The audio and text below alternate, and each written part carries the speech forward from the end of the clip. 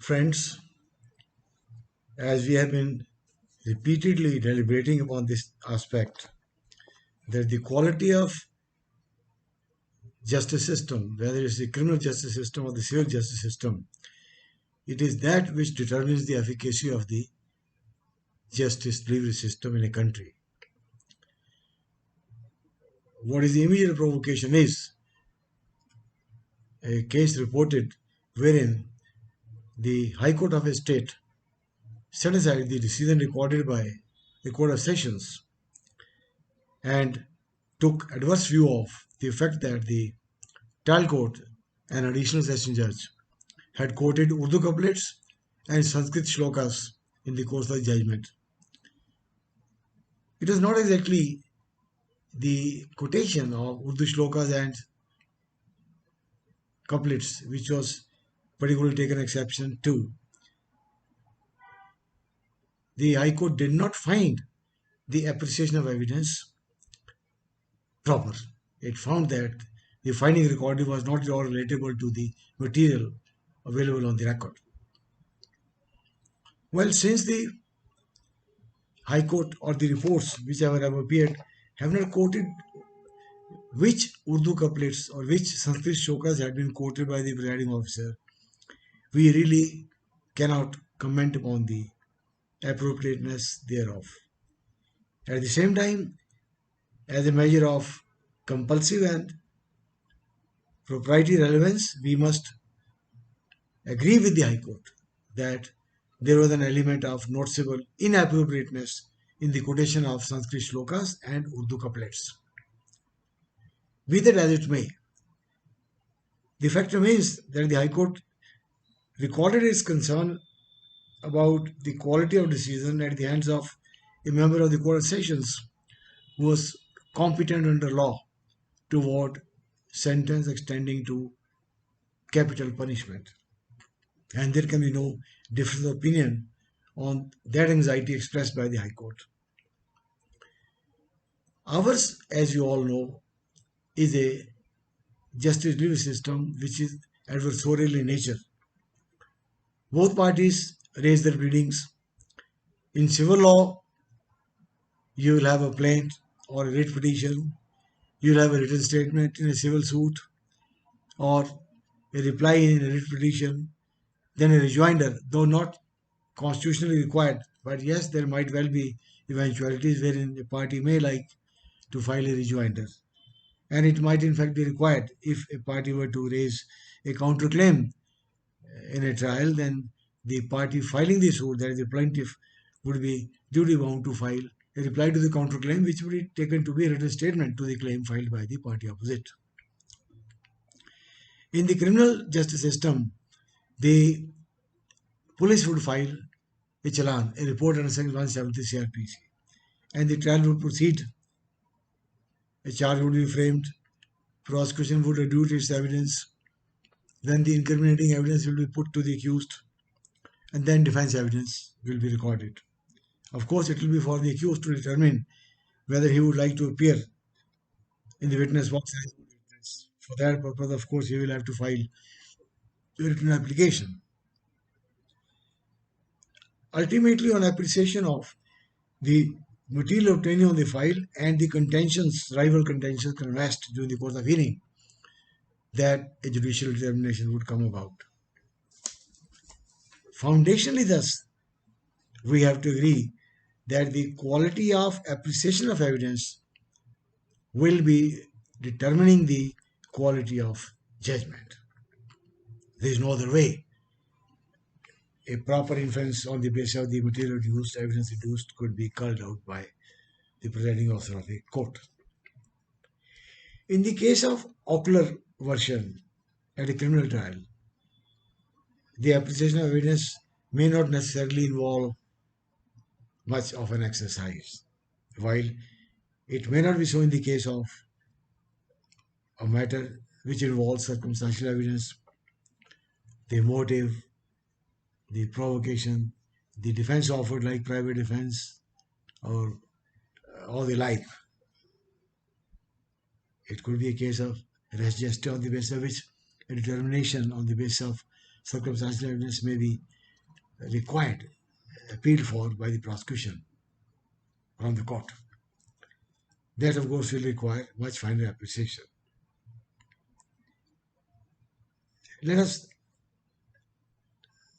remember that the case which I refer to is not the only one which has emerged in the course of the press.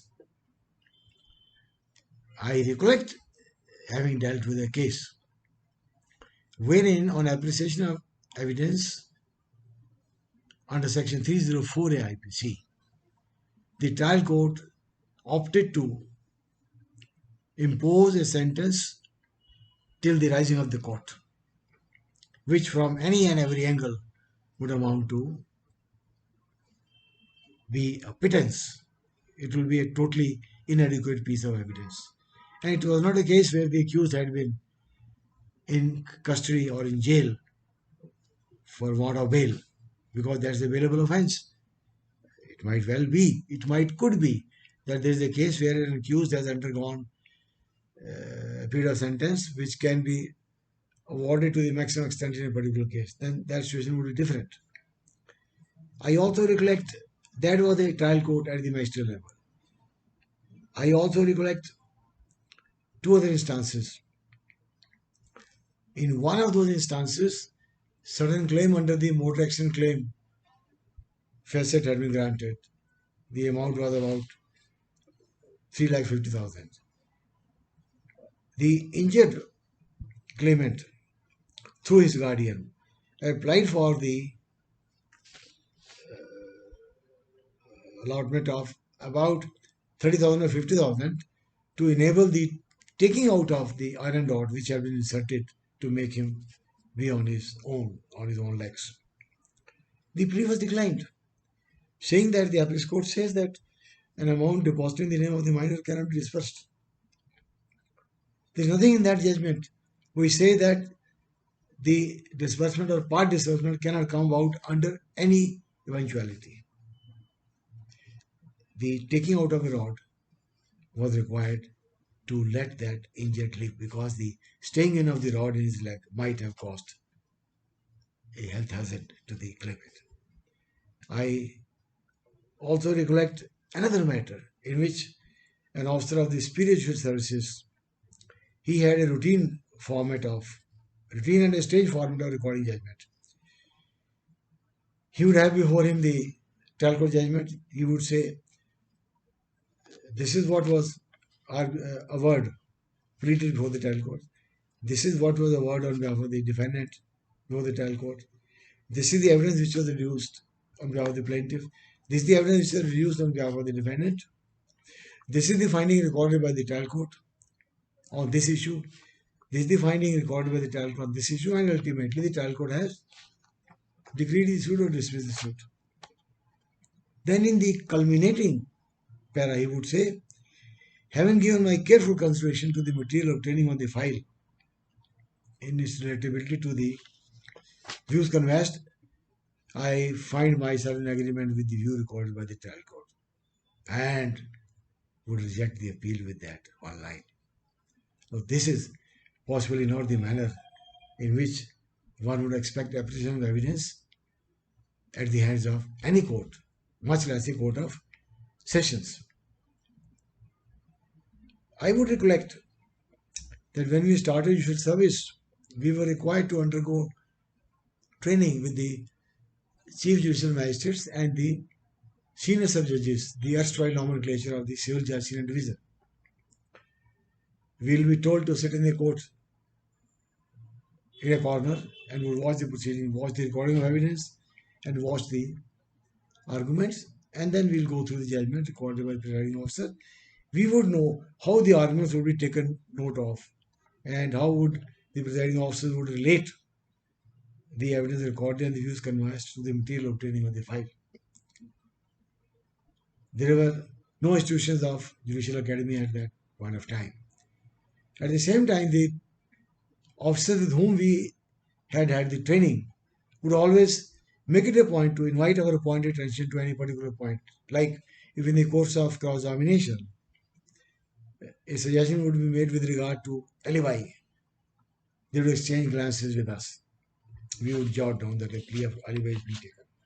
If somebody would raise a plea of right of private defense, there will be an exchange of glance. That is an indication to the trainee to jot down the point which was being argued or conversed, or the point on which cross-examination was being directed. Then they would record the statement of the accused under section 313 CRPC in our presence, and would feel very happy in case the trainee was able to point out that such and such piece of incriminating evidence had been left out from being put to the accused. Now, of course, the judicial academies have the judicial officer trainees with them for a period of 1 year, and by the time they leave the academy, they are expected to be, and they are found to be fully trained to undertake the job required of a presiding officer of a judicial court. There is no doubt about that. But these instances which have come to our notice, whether it is the matter pertaining to the other High Court, whether it's Bihar High Court or Jharkhand High Court, and the other three cases which I have brought to your notice pertaining to the Punjab and High Court, we would have to give a relook to the devotion of time in the roster of appreciation of evidence during the course of the 1 year training to the judicial officers. Then maybe even reorientation programs may have to be much more frequently held. Yes, I'm conscious of the current scenario where physical interaction may not be possible, but that can be done even on the virtual basis. The basic idea would be to bring to the notice of the presiding officers particular manner in which evidence ought to be appreciated. There can be no particular format for appreciation of evidence, but then the mindset of the judicial officer at every level has to be mature enough to record a possible view. I can agree that the appellate courts may not necessarily find themselves in agreement with the trial court view, and there is no guarantee that the view recorded by the appellate courts may be correct. It's ultimately the apex court view which will have a seal of finality. The only thing is that a presiding officer of the trial court must record the contentions conversed, the evidence relatable thereto, and the reasons which prevail with the presiding officer to record a particular view. That would facilitate the disposal of the appeal at the hands of the trial court, which may agree with the trial court or which may not agree with the trial court. That would not be relevant. Recently, we had certain observations from the Honorable Apex Court, a bench to which Justice Chandrachud was a party, recorded observations saying that they would expect the courts to record reasons even while granting a bail or not granting a bail. They did not approve of the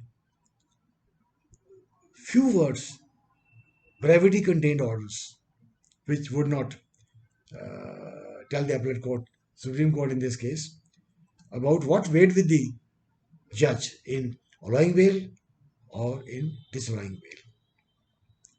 Well, that's not the exact roster for today, but the only question is that we must have maturer judicial officers in the Court of Sessions.